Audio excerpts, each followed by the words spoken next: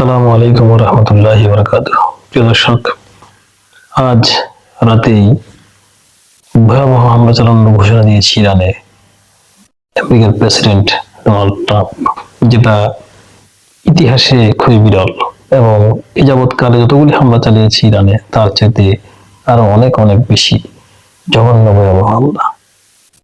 প্রিয় দর্শক, 28 ফেব্রুয়ারি ইরান এবং আমেরিকা ইসরায়েল মিলে যে যুদ্ধটা শুরু হয়েছে, সেখানে ইরান এ পর্যন্ত যে পরিমাণ জবাব আমেরিকাকে দিচ্ছে, সেটা দ্বিতীয় বিশ্বযুদ্ধের পর থেকে এ পর্যন্ত একটা বিরল ঘটনা।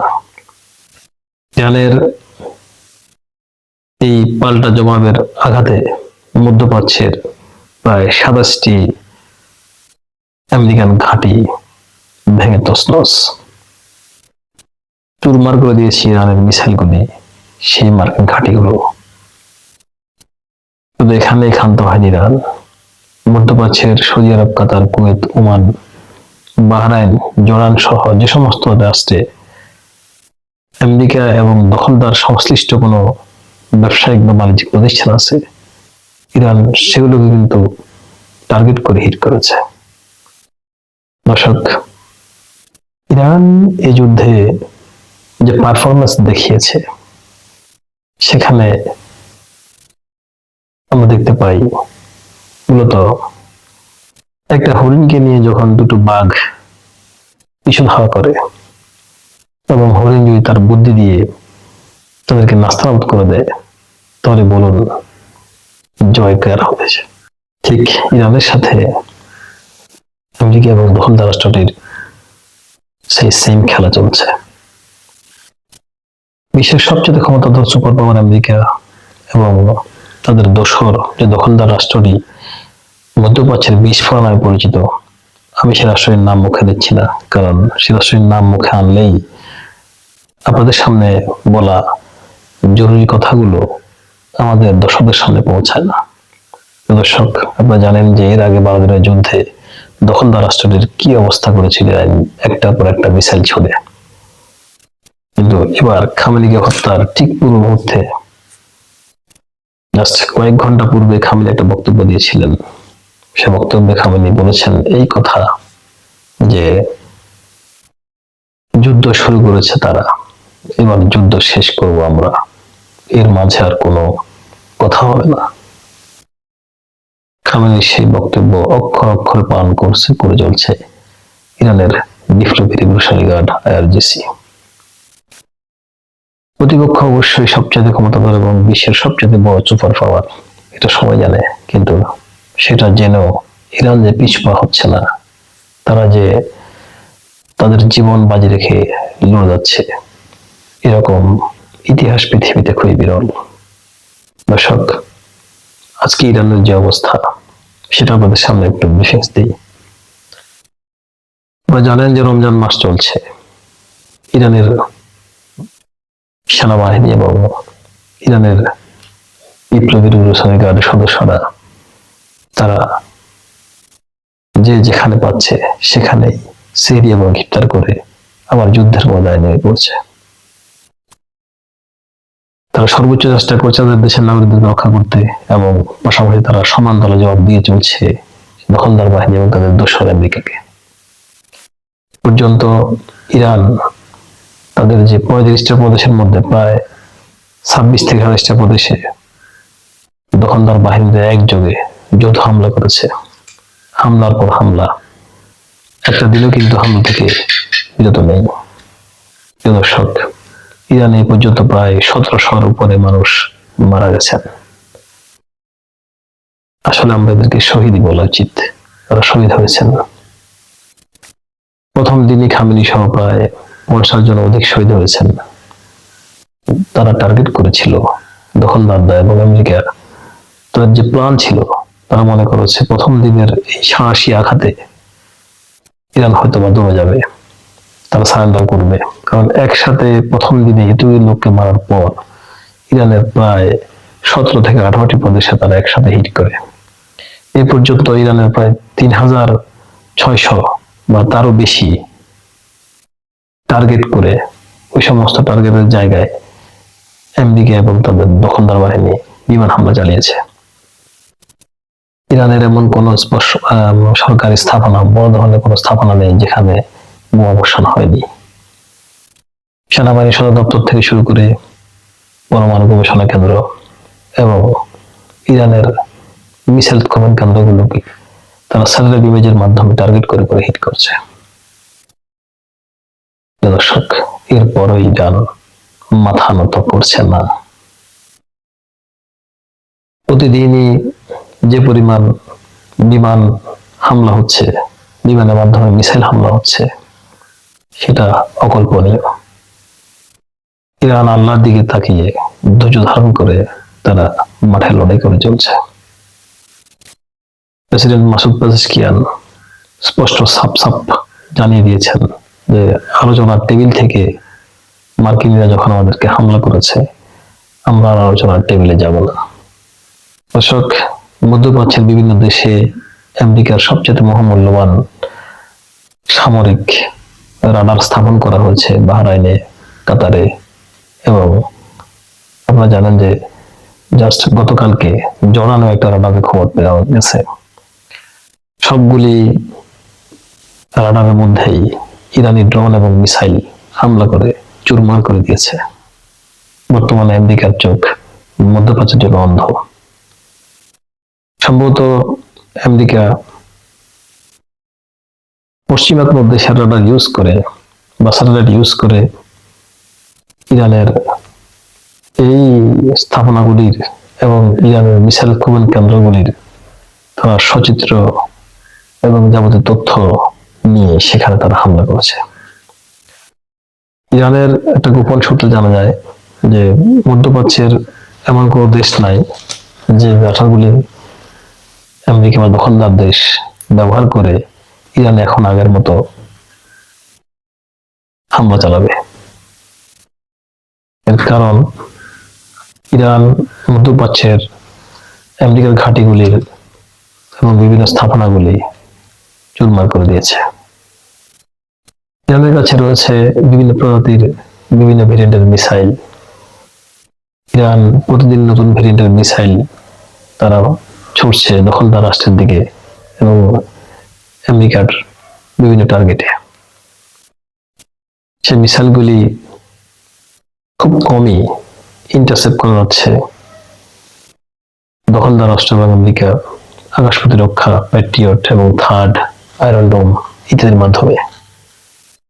আপনারা জানেন যে ইতিমধ্যে ইরানের ছোড়া মিসাইলগুলি ইন্টারসেপ্ট হচ্ছে, নাগাদ করছে, এই সমস্ত ভিডিওগুলি মধ্যপ্রাচ্যের অনেক জনগণ, দেশের সাধারণ মানুষ তাদের মোবাইলে ভিডিও করে অনলাইনে ছাড়ছে। এই সমস্ত ভিডিও থেকে সারা পৃথিবী খবরটা নিয়ে নিচ্ছে।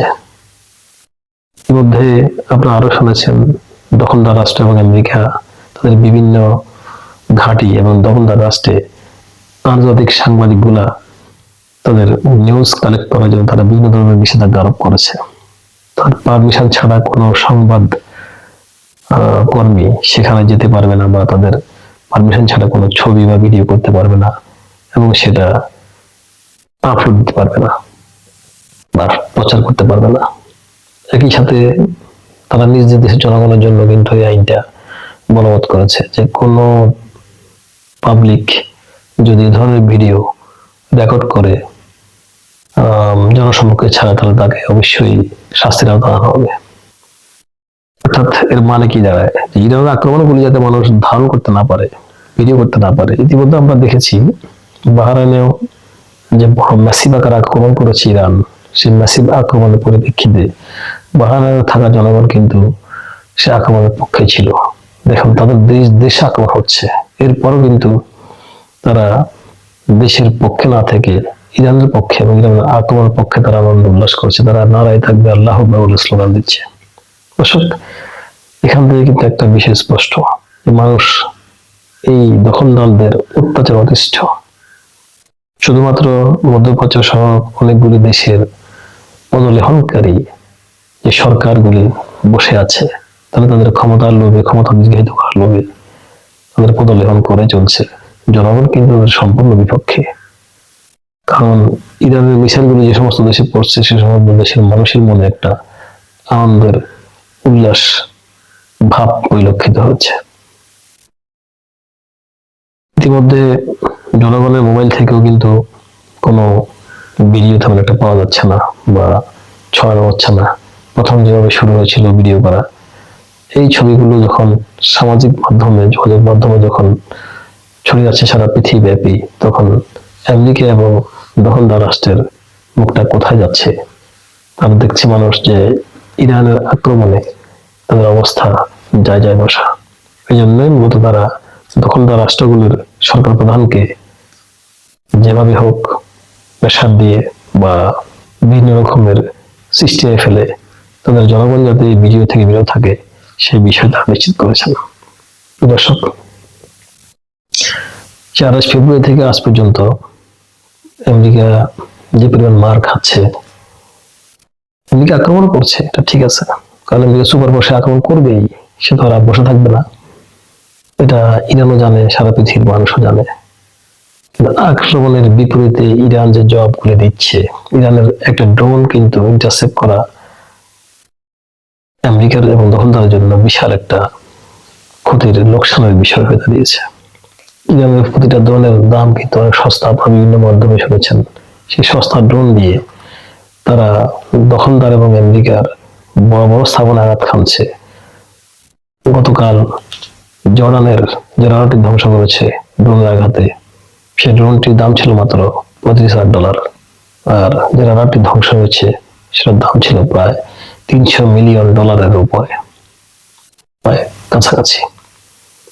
দর্শক, এই টেকনোলজি, যে টেকনোলজি ইরান যুদ্ধ করছে, অর্থাৎ কম খরচে যুদ্ধ চালিয়ে যাওয়ার যে কৌশল, সেই কৌশলটা কিন্তু বর্তমান বিশ্বে, আধুনিক বিশ্বে অত্যন্ত যুগান্তকার একটা কৌশল। তার বিপরীতে আমেরিকা যে যুদ্ধ করছে, যে ইরান 35,000 একটা ড্রোন বা অল্প দামের একটা মিসাইল তার ইন্টারসেপ্ট করার জন্য সেখানে একটা তারা মিসাইল ছুটছে আকাশ প্রতিরক্ষা ব্যবস্থার মাধ্যমে, সেই মিসাইলগুলির দাম প্রায় $10 মিলিয়ন।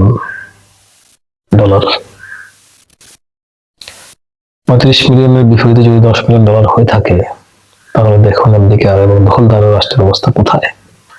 ঠিক এই বিষয়টা বুঝতে পেরে ইরান যুদ্ধকে আরো লম্বা করার জন্য যাবতীয় পরিকল্পনা এবং প্রস্তুতি নিয়ে মাঠে রয়েছে। দর্শক, ইরানিরা বিরাট জাতি, তারা তাদের দেশকে ভালোবাসে, তাদের নেতাকে ভালোবাসে। দেশের জনগণ নেতাকে ছেড়ে চলে যায়নি, আর নেতাও দেশের জনগণকে ছেড়ে পালিয়ে যায়নি। দর্শক, প্রেসিডেন্ট আজকে যে বক্তব্য দিয়েছেন, তিনি প্রতিবেশী রাষ্ট্রদের কাছে তিনি দুঃখ প্রকাশ করেছেন, সরি বলেছেন যে আমরা আসলে আমাদের ইচ্ছা না থাকা সত্ত্বেও আমাদের প্রতিবেশী দেশগুলোতে আমরা আক্রমণ করতে বাধ্য হয়েছি। তবে আমাদের প্রতিবেশী দেশের কোন স্থাপনা আমাদের লক্ষ্য ছিল না, আমাদের লক্ষ্য ছিল আমেরিকা এবং দখলদারদের ঘাঁটিগুলি, যে ঘাঁটিগুলি তারা ব্যবহার করে আমাদের দেশে আক্রমণ করেছে। তো আমরা আমাদের প্রতিবেশী রাষ্ট্রদের কোনো স্বাধীনতা বা সার্বভৌমত্ব হস্তক্ষেপ করার কোনো আমাদের ইচ্ছা ছিল না এবং নেই, তারপর আমরা দুঃখিত। দর্শক, এটা হচ্ছে রাজনীতি। ঠিক প্রেসিডেন্ট ট্রাম্প যখন ঘোষণা দিয়েছেন যে আজ রাতেই ইরানে এমন এক ভয়ঙ্কর আক্রমণ হবে, সেটা যারা জীবনে কখনো পৃথিবীর মানুষ দেখেনি, সে আক্রমণের ঘোষণার পরই মহান প্রেসিডেন্ট খুব শান্ত মেজাজে, শান্ত বুদ্ধিতে চার্জিল দিয়েছেন মধ্যপ্রাচ্যের দেশগুলিতে। তার এই বক্তব্যে মধ্যপ্রাচ্যের যে সমস্ত দেশগুলি ইরানের উপরে কিছুটা ক্ষিপ্ত ছিল, তারা তাদের সেই দুঃখ অনেকটাই মুছে গেছে বলা যায়। ইরানের পাশে যে দুটো রাষ্ট্র সাইলেন্টলি কাজ করছে, যদিও কোনো সংবাদ মাধ্যমে কোনো উপস্থিতি নেই বা কোনো প্রমাণ নেই, তারপরেও যারা বিশ্লেষক এবং অভিজ্ঞ মহল ধারণা করছেন যে চীন এবং রাশিয়া বিভিন্ন রকমের প্রযুক্তিগত সহযোগিতা দিয়ে ইরানকে এই যুদ্ধে সহায়তা করে যাচ্ছেন। প্রিয় দর্শক, ডোনাল্ড ট্রাম্প যে ঘোষণা আজকে দিয়েছেন, আজকে রাতের মধ্যে ইরানে ম্যাসিভ একটা আক্রমণ হবে। আপনারা কি ভাবছেন, সে আক্রমণে কি ইরানের যুদ্ধ বা ইরানের দেশ, রাষ্ট্র ব্যবস্থা, সরকার ব্যবস্থা সবকিছুই শেষ হয়ে যাবে, চুরমার হয়ে যাবে? ইরানের জনগণ কি প্রায় অধিকাংশই মারা পড়বে? আল্লাহ না করুন না। আল্লাহর কাছে দোয়া করি আল্লাহ যেন রক্ষা করেন, এবং ইরানিরা যাতে যে জবাব দিয়েছে পৃথিবীর মানুষ এবং পৃথিবীর বিভিন্ন ছোটখাটো রাষ্ট্রগুলির যে সাহস আগের থেকে অনেক অনেক গুণ বেড়ে গেছে ইরানের এই বীরত্বপূর্ণ প্রতিবাদ এবং পাল্টা আক্রমণ দেখে। ইরান যেন পৃথিবীর ইতিহাসে একটা দৃষ্টান্তমূলক রাষ্ট্র হিসেবে বেঁচে থাকবে, সেই দোয়া আমরা করছি। দর্শক, আপনাদের মন্তব্য আজকে রাতের আক্রমণ নিয়ে কি হতে পারে সেটা আমাদের সাথে আপনারা শেয়ার করুন, আমাদের চ্যানেলের সাথে থাকুন, মন্তব্য দিন এবং অপেক্ষা থাকুন আসলে রাতে কি অবস্থা হয় ইরানের। পাশাপাশি দোয়া করুন মুসলমানদের জন্য, ইরানি ভাইদের জন্য। ধন্যবাদ সবাইকে। আসসালামু আলাইকুম ওয়া রাহমাতুল্লাহি ওয়া বারাকাতুহু।